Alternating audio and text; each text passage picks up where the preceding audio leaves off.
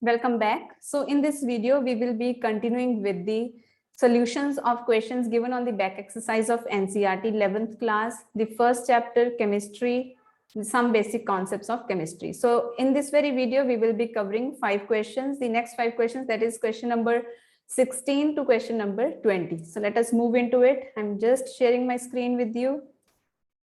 All right.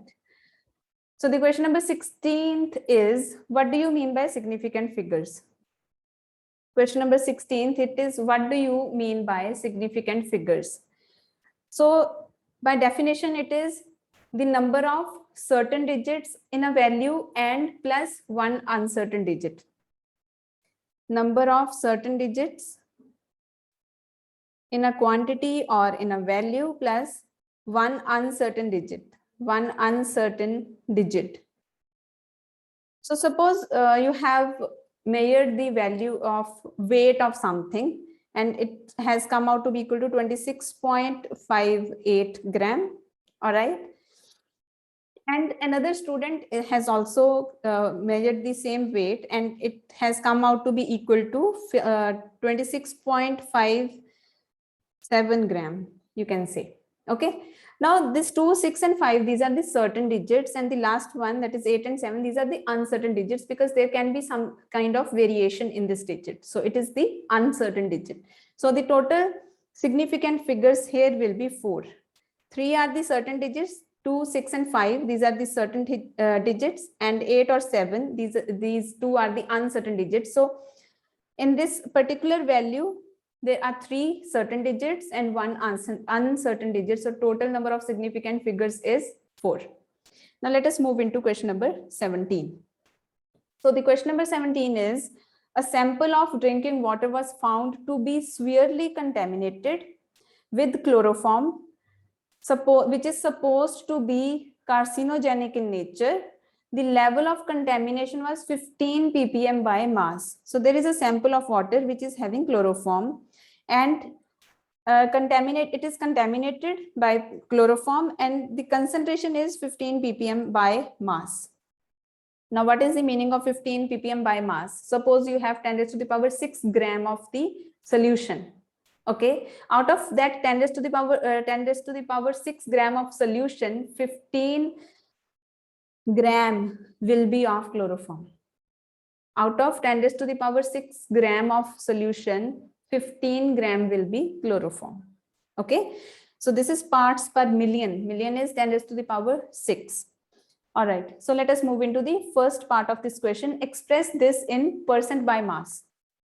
Express this in percent by mass, percent. So it is parts per million. So it was out of 10 raised to the power 6. When we are talking about percent, this means we need to find it out in 100 parts, what will be the amount of chloroform. So percent means out of 100. Okay, so in the amount of chloroform in 10 raised to the power 6 parts of solution is equal to 15. Okay, 15 parts. Okay, then therefore you can write the amount or you can write parts of chloroform. Okay, so parts of chloroform in 100 parts of solution will be equal to 15 upon 10 raised to the power 6 into 100. It is equal to 15 into 10 raised to the power minus 4. If we write it in scientific notation, it will be 1.5 into 10 raised to the power minus 3% by mass. So first part we have done. Then the second part of the question is, determine the molality of chloroform in water. Molality, not molarity. So this time we are finding out the molality. So first of all, we will be writing what is the formula for molality. So molality is equal to number of moles of solute upon mass of solvent in gram multiplied by 1000. All right. So we need the number of moles of solute. So to know the number of moles of solute, we need to know what is the amount of solute given. So number of moles is equal to given mass upon molar mass. So here the given mass you can consider, because we have considered calculated what is the mass percentage of chloroform in the given water sample. So we can take total mass of solution to be equal to 100 gram. Out of 100 gram, mass of solute is equal to, that we have calculated, 1.5 into 10 raised to the power minus 3 gram. So this is the given mass of chloroform. So it is 1.5 into 10 raised to the power minus 3 upon the molar mass. Molar mass you can calculate from the formula. 12 plus 1 plus 3 into 35.5, it will be equal to, I am using my calculator and you can just do it yourself. So 35.5 multiplied by 3 plus 13, it is coming out to be equal to 119.5. So this is the molar mass of chloroform. So it is 119.5. So this will come out to be equal to 1.5 divided by 119.5 equal to 0.0126 multiplied by 10 raised to the power minus 3. It is equal to 1.26 multiplied by 10 raised to the power minus 5. So I have converted it into scientific notation. Now molality, we need to find out molality. So number of moles we have calculated, 1.26 multiplied by 10 raised to the power minus 5 upon mass of solvent. Now we need mass of solvent. You can calculate the mass of solvent by subtracting the mass of solute from total mass of the solution. Okay, but because the amount of solute present in the solution is very small, it is negligibly small, so we can just consider the total mass of solution equal to total mass of solvent also in this very case. Okay, when the solution is very, very dilute, then we can take this. Okay, so here you can just write 100 multiplied by 1000. So this is coming out to be equal to 1.26 into 10 raised to the power minus 4 molal. Molal, okay, small m, not molar. All right, so we are done with the question number 17. Now let us move into question number 18. The question number 18 is, okay, we need to express the terms into scientific notation. We have been given numbers and we need to convert them or write them into scientific notation. All right, so the first number is 0.0048. Now it will be, now in the scientific notation, there can be only one digit before the decimal point. So it can be only 4.8, like this we can write it, multiplied by 10 raised to the power 1, 2, 3. So we are moving the decimal 3 places to the right. So it will get a negative power 10 raised to the power minus 3. So next is 234,000. So this is 234,000. Now we need to write 2.34 multiplied by 10 raised to the power 1, 2, 3, 4, 5. So now you are moving the decimal point 5 places towards the left. So it will be 10 raised to the power 5. Next is 8,008. So it will be 8.008 multiplied by 10 raised to the power 3. Then it is 500.0. So it will be equal to 5.00 into 10 raised to the power 2. All right, I think 4 are there. No, one more is there. It is 2.003. So 2.0034. It is already in the scientific notation because it is having only one digit before the decimal point. Only one digit is there before the decimal point. Oh, I'm so sorry. I have considered the value from the next 19th question. Just relax. It is 6.0012.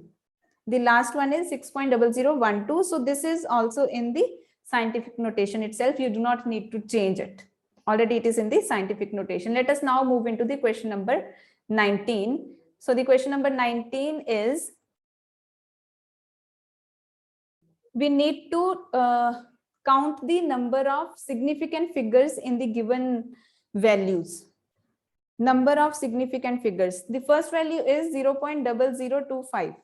So the number of significant figures in this is 2, because the 0 which is after or before the decimal, but there is no non-zero digit before the decimal, then it will be considered a non-significant figure. So the significants are only 2.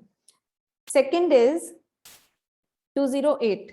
So it is having 3 significant figures because 0 is lying in between the 2 non-zero digits. The third one is 5005. For this it is 4. Then the fourth one is 126000. Now here there are only 3 significant figures. The zeros after non-zero digits, but there is no decimal point. So these will be considered non-significant.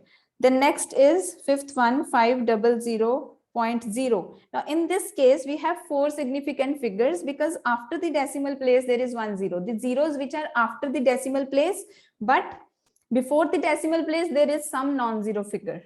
Then it will be considered as significant. So the 0 is significant and this 5 is significant. And in between the two zeros are there. Zeros between 2 significant figures are significant. So then the next sixth one is the value that I just took in the next in the previous question. It was 2.0034. So 1, 2, 3, 4, 5. So 5 significant figures are there in this very value. All right. Now let us move into question number 20. Question number 20 has we need to round up the figures up to three significant figures. Round up to 3 significant figures. Question number 20. Round up to 3 significant figures. 34.216. So it will be 34.2. So we need to keep only 3 significant figures. Then the second one is 10.4107. So for that, it will be 10.4. The third one is 0.04597. We need to keep only 3 significant figures. Now this 0 is going to be non-significant because there is no non-zero digit before the decimal point. All right. So this will also be non-significant. So 1, 2, 3, 4, we have the significant figures, but we need to round it off up to 3 significant figures. So this will be, because this is now 7. This is 7. When there is, we need to round off.